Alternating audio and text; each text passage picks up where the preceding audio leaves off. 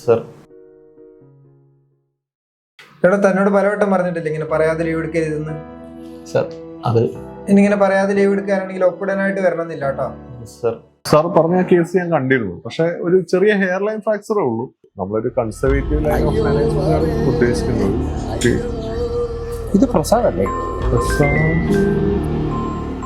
ഒറ്റ minute. Hello. ആ സാറേ. ആ ഞാൻ ഡോക്ടറോട് സംസാരിച്ചുകൊണ്ടിരിക്കുകയാണ്. ഇല്ല കുഴപ്പമില്ല, മാനേജ് ചെയ്തോളാം.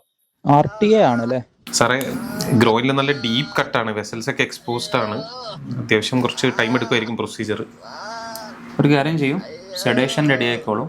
നമുക്ക് ഒന്ന് ലോക്കലൊക്കെ കൊടുത്ത് ഒന്ന് എക്സ്പ്ലോർ ചെയ്ത് റിപ്പയർ ചെയ്യാം. ഒന്ന് പ്രിപ്പയർ ചെയ്യാൻ റെഡി ആയിക്കോളും. ഓക്കെ.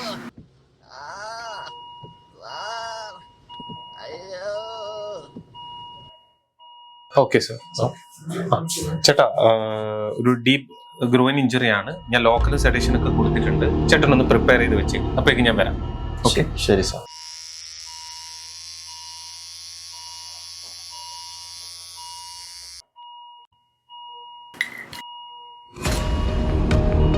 സാർ സാർ എന്ത് പറ്റി? Oh shit. സാർ നേരത്തെ പ്രസാദ് എന്ന് പറഞ്ഞത്? പ്രസാദനെ അറിയില്ലല്ലോ. ആക്ച്വലി അവനൊരു ട്യൂഷൻ ടീച്ചറാണ്. അവൻ പ്യുവർ പീഡോഫിലിക്കാണ്. അറിയോ? കഴിഞ്ഞ ഒരു 2 ആഴ്ച മുമ്പ് ഒരു കേസ് ഉണ്ടായിരുന്നു.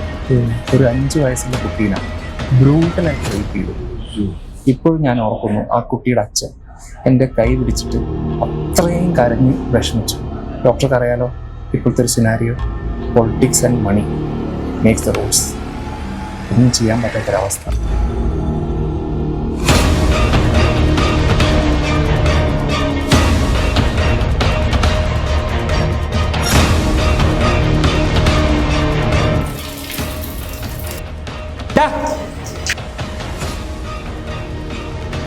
സാറേ എന്നെ